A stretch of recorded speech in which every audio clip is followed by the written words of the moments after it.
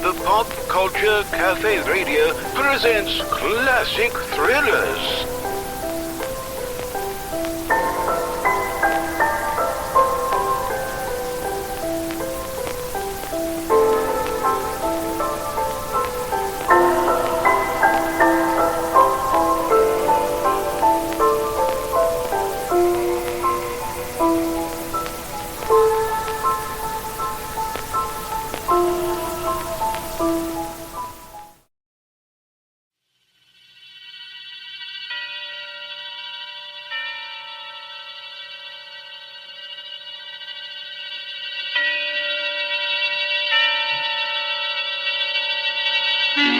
Suspense.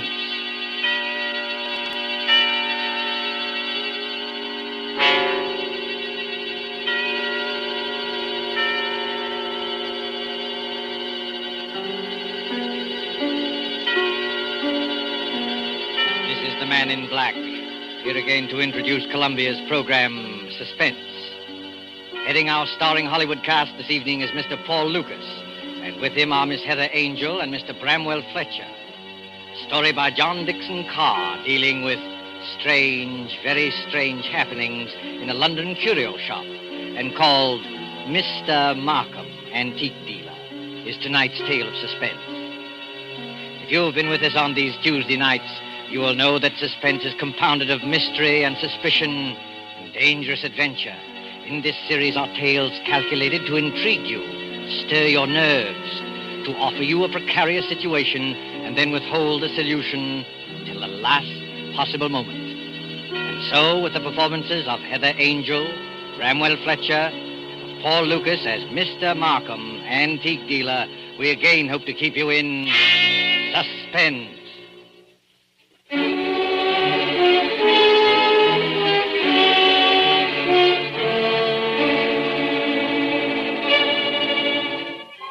This is the story of a man who commits murder and gets away with it.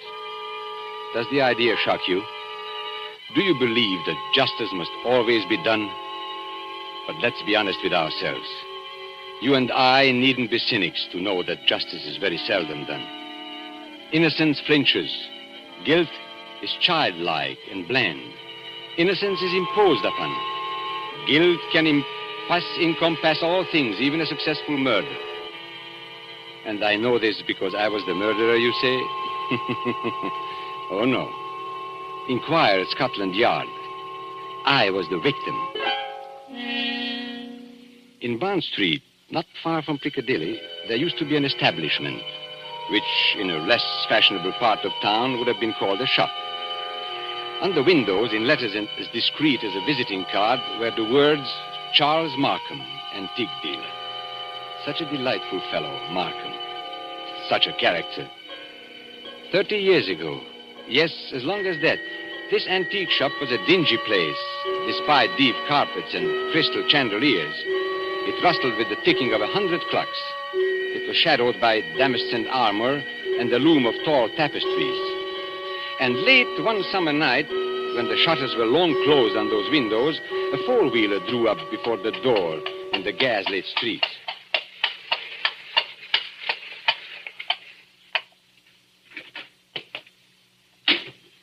That's all, cabby. You needn't wait. Very good, miss. Good night. Good night.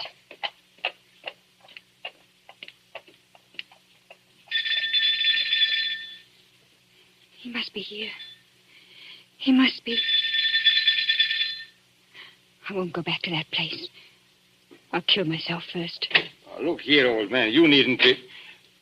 Oh, I beg your pardon. And I beg yours. I'm not the person you were expecting, am I? No, madam. As a matter of fact, I was expecting a police officer. A police officer? Oh, merely an old friend who often drops in for a talk and a drink. You are Mr. Markham, aren't you? Yes, my name is Markham. Can I be of any service to you? I want to come in.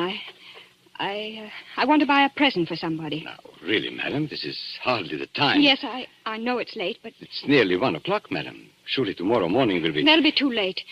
This is a special occasion. It's a birthday present. That's it. A birthday present. I've got to deliver it before breakfast. And Sir George Lytle says this is the only place in London to buy antiques. Sir George flatters me. Won't you let me come in? Just for 5 minutes. Well, under the circumstances, madam, I think it might be managed. Now, one moment while I put some lights on. No. Please. That one little light will be enough. But you won't be able to see anything. That doesn't matter. I'll trust to your judgment. Just as you like. This way, madam.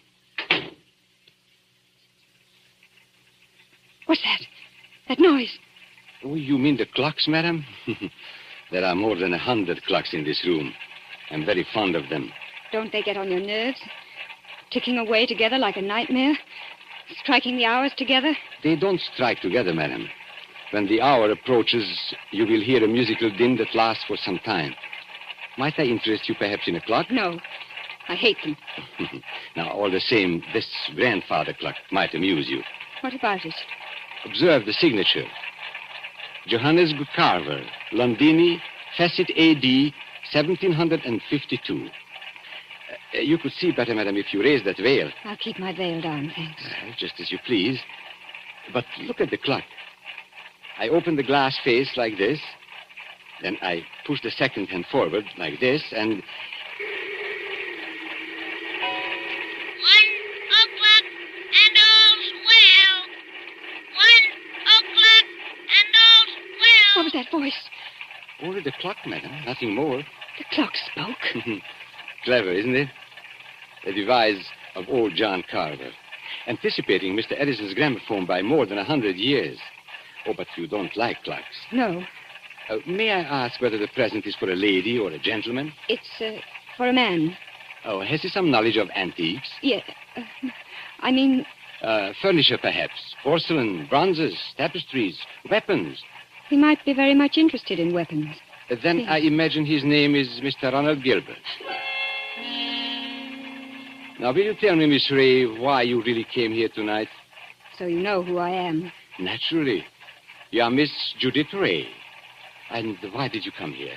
I wanted to see what sort of a man you actually were. Oh, and have you found out? No, but I won't go back to prison. I won't. As you will. But since it's to be a business conference, Miss Ray, and I imagine it is, Yes.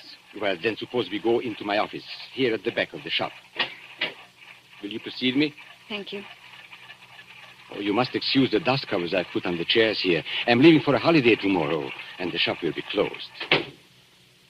When I return next week, Miss Ray, I shall expect the amount requested. In cash, of course. But I can't raise 2,000 pounds. You ought to know that. Well, your fiancé could raise the money, I imagine. Ron? Do you think I'd have Ron know where I've been? Or what I've been? It's better than having his father learn it, surely. Now, sit down, Miss Ray. I'd rather stand, thank you. Now, that's a very foolish gesture, but the ladies will do it. They think it gives them dignity and shows the disdain of the poor blackmailer. You see, I make no bones about it. I am a blackmailer. You seem rather proud of yourself. Why not? I am the one person in England, perhaps in the world, who has made it a large-scale business. Congratulations. And what is all lifeblood but blackmail? The child says, if you don't give me that, I'll scream. The grown woman says, if you go on behaving like this, I will leave you. Your sex, Miss Ray, are blackmailers from the cradle. You know, Charles Markham, I wonder... Yes? I wonder if anybody's ever hurt you very much. Hurt me? What do you mean? When you talk about the world and people in general, your face goes white under the eyes. You pick up that letter opener from the desk. Not a letter opener, please, Miss Ray. A Medici dagger. 16th century work. It isn't the money that really interests you. I don't understand. You hate the world. You just want to torture people, but you think you've been tortured. Isn't that so? This is a very sharp dagger, Miss Ray. If I throw it down on the desk, it sticks. Like that. Isn't it so, Charles Markham? My motives, Miss Ray, aren't in question. I wonder. Whereas your motives are. Now, let me see. 10 years ago, in 1903, a certain girl called Letty Wilson, your real name, I believe, fell in love with a rather contemptible underworld character named Arthur Akers. Please. No humiliation was too great for her. She worked for him, lied for him, stole for him. I was only 18. I didn't know what I was Now, doing. this girl, for a very shabby theft, was sentenced to 3 years' hard labor at Holloway Prison. 5 months later, she escapes from prison and disappears. All these years afterwards, she appears in the West End as Miss Judith Ray, fashionable milliner. Haven't I made up for it? Haven't I? No. For one mistake. After 10 years. It's the way of the world, my dear. I didn't create it. And I'm forgetting the best part of the comedy. This paragon of virtue next falls in love with Mr. Ronald Gilbert, son of Major General Sir Edmund Gilbert. Such a respectable family, too. Stop it, please. Then, shall we say, 2,000 pounds? Suppose I did raise the money. I don't know how, but suppose I did raise it. Well, What guarantee would I have that you wouldn't ask for still more money? I probably shall ask for more money, Miss Ray. But that's my privilege as a blackmailer. Then I'm never going to be free of you. Is that it? Well, frankly, that's it. Unless I kill you, of course. What if I did kill you? People have threatened it before, but they haven't meant it. Maybe I mean it. Well, we can easily test you out. There's a sharp knife stuck in the desk in front of you. I'm going to get up and deliberately turn my back on you. Like this. Be careful, Charles Markham. As a student of human nature, I'm curious. How much will you risk to keep this secret? Have you the courage to kill and risk hanging? Yes, I think I have. What was that? Now, aren't you glad you held back at the last moment, Miss Ray? I said, what was that? That, my dear, was the front doorbell. Probably my friend, Inspector Ross, from Wigmore Street Police Station. Come in, old man. Come on in. Make yourself comfortable. I'll be with you in a moment. You wanted me to attack you, didn't you? No, I was merely curious. And in any case, Miss Ray, it would be useless to kill me. Useless? Why? Because I shouldn't die. Don't talk rot. Oh, it's quite true. A man in my position must take certain precautions. If you killed me, I should be back to haunt you within half an hour. And I don't happen to be joking. Come in. Now, look here, Markham.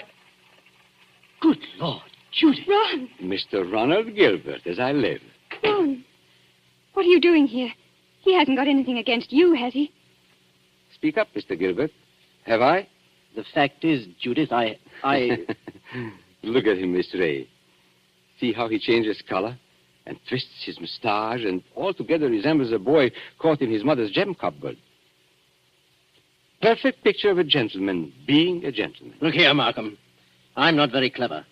You can always make a fool of me when you start talking, so let's stop talking.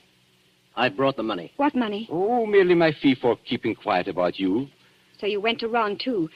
You told him about it. Naturally. If possible, always sell your wares in 2 markets. How much money? Never mind, Judith. I hoped I could do this without your knowing. How much money? 3,000. It's all I could raise. Has he told you who I am and what I've been? Look here, Judith. Who the devil cares who you are or what you've been?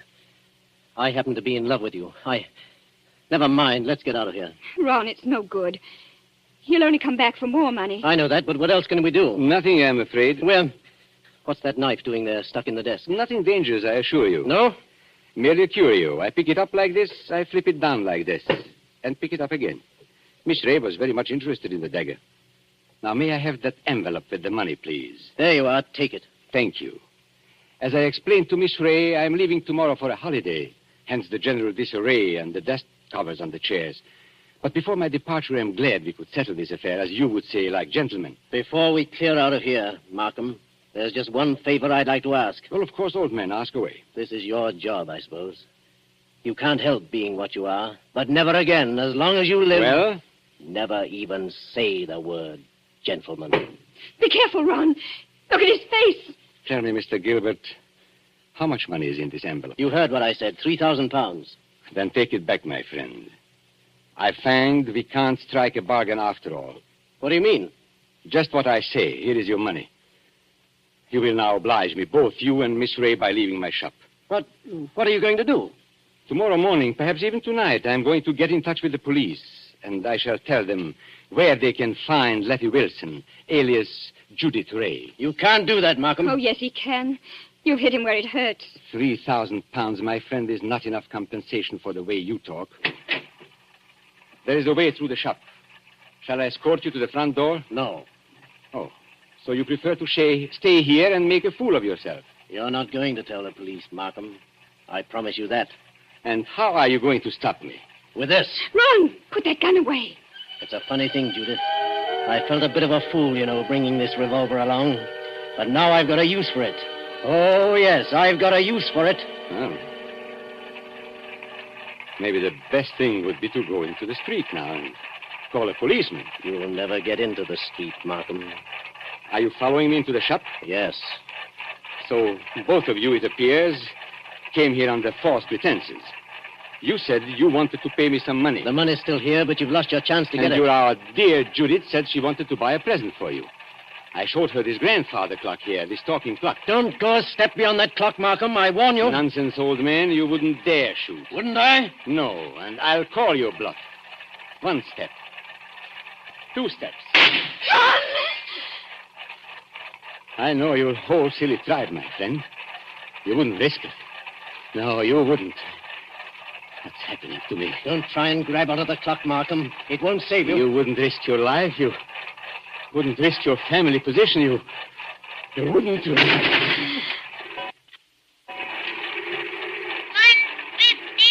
and all's well. 1:15 and all's well. I had to do it, Judith. Don't you see? I had to do it. Did you... Is he... Oh, yes. Yes, he's done for.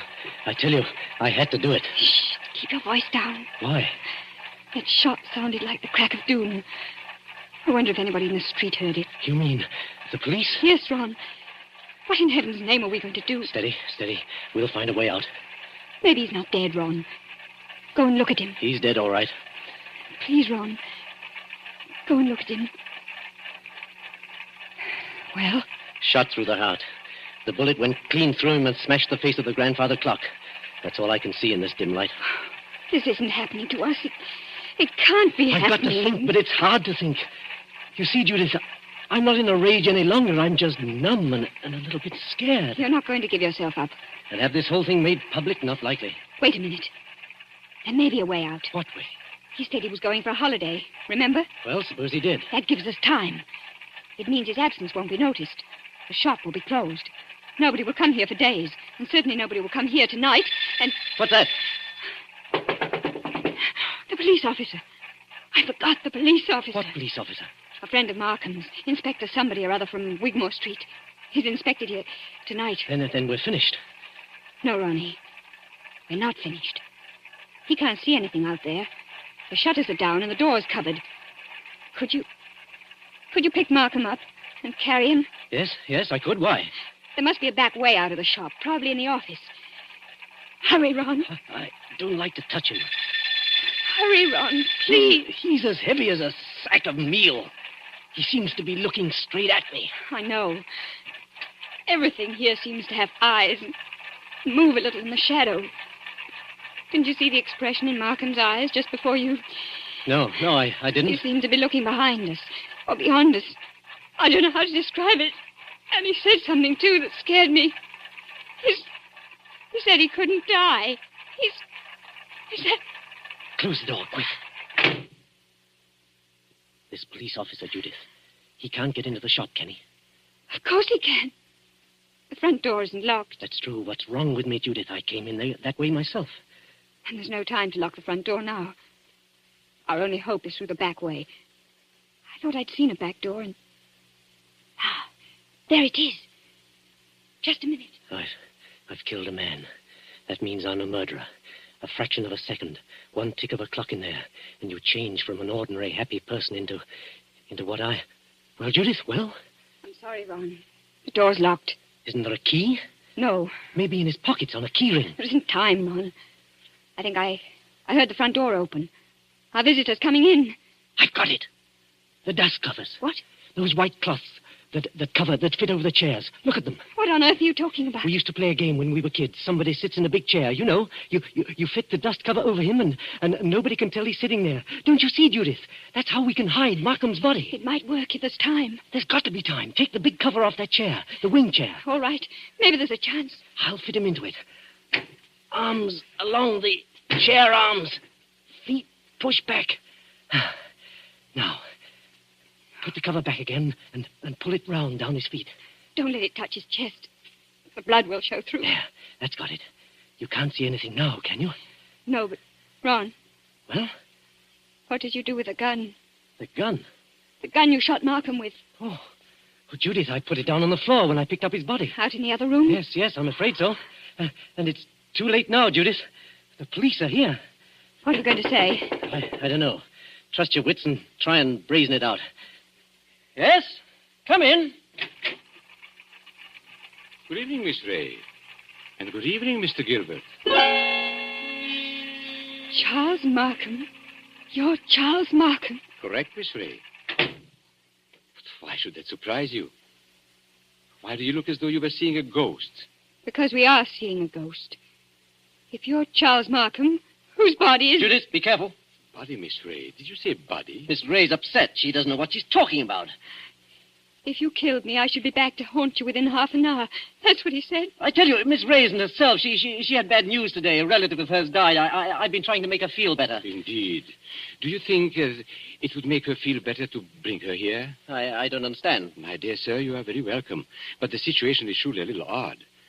I come in here and find you two looking as guilty as a pair of murderers in my private office in the middle of the night. There's nothing odd about that. I wanted to buy Judith something. 1 o'clock in the morning? Yes. Why not? Well, may I ask how you managed to get in? The front door was open. We just walked in.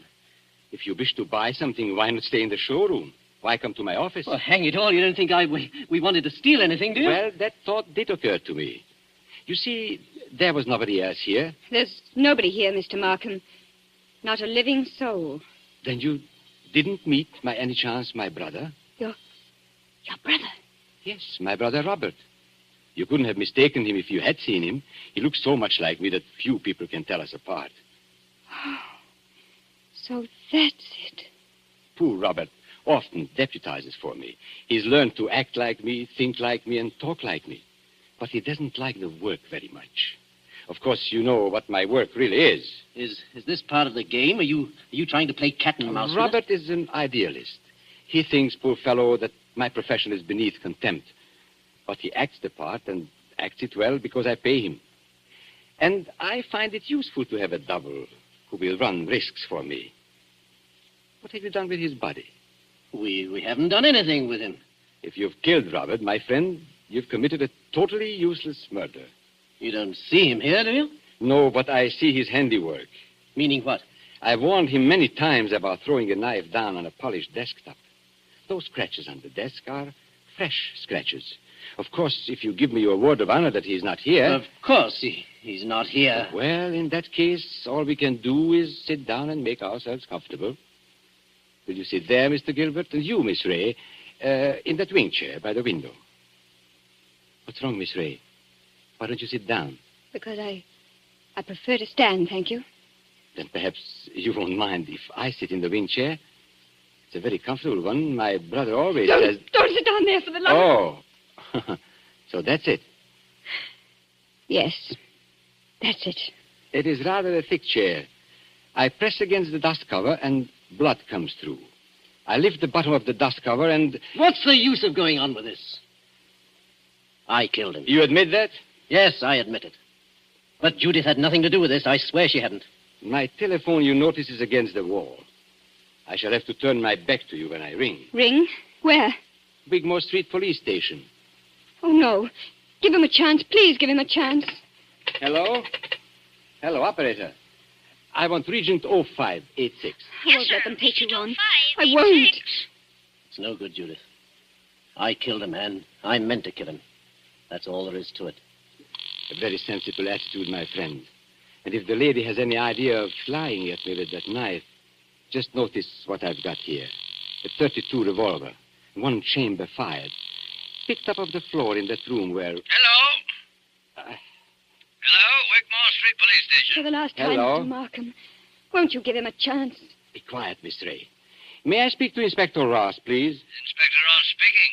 Oh, isn't that Mr. Markham? Got it in one, Inspector. Charles Markham here. I understand you were going to drop in and see me tonight. Well, I intended to, Mr. Markham, but I'm afraid I can't make it now. Oh, why not? Anything wrong? Only a robbery in Davies Street, but it's likely to be a long job. Sorry I can't get there. Well, that's perfectly all right, Inspector, because actually I rang up to make sure you wouldn't come here tonight. You see, I've got a lot of work to do, and I'm leaving for Eastbourne early tomorrow morning. Let's make it some other time, shall we? Oh, glad to, Mr. Markham. No crime I suppose? No, Inspector. It's as quiet as the grave. I've never known a more peaceful night. Goodbye. Why did you do that? Now, please, don't excite yourself, Miss Ray. Didn't you hear what I told the Inspector? Yes, but is this some more trickery? Trickery? How can it be? I don't know.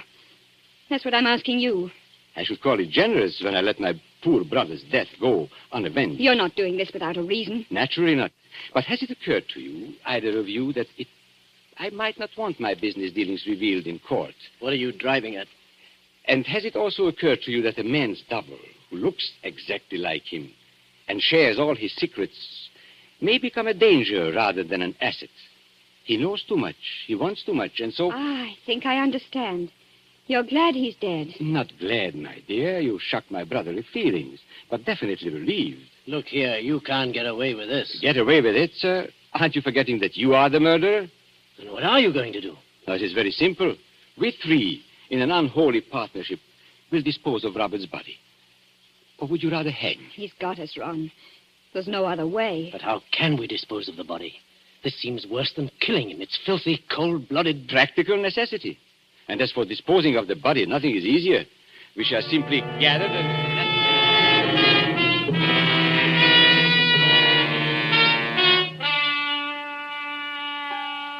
And so, as I said before, this is the story of a man who commits murder and gets away with it. Now, Ronald Gilbert looks back across the years and is still firmly convinced of his own guilt.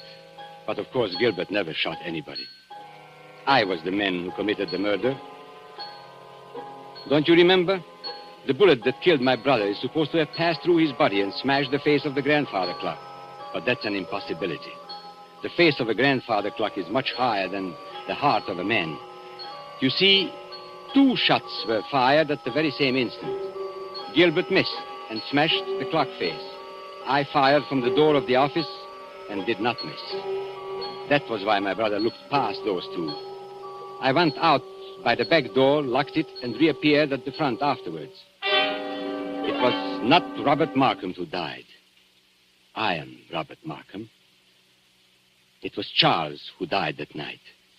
And I killed him to stop forever the wholesale blackmail that was poisoning the lives and blasting the hearts of 1,000 half-crazed people. His records I destroyed, his correspondence I burned. He is dead and gone. I have assumed his name and identity ever since. I committed a murder. And yet, if you sat on a jury, dare you say that you would condemn me? Come now. Would you?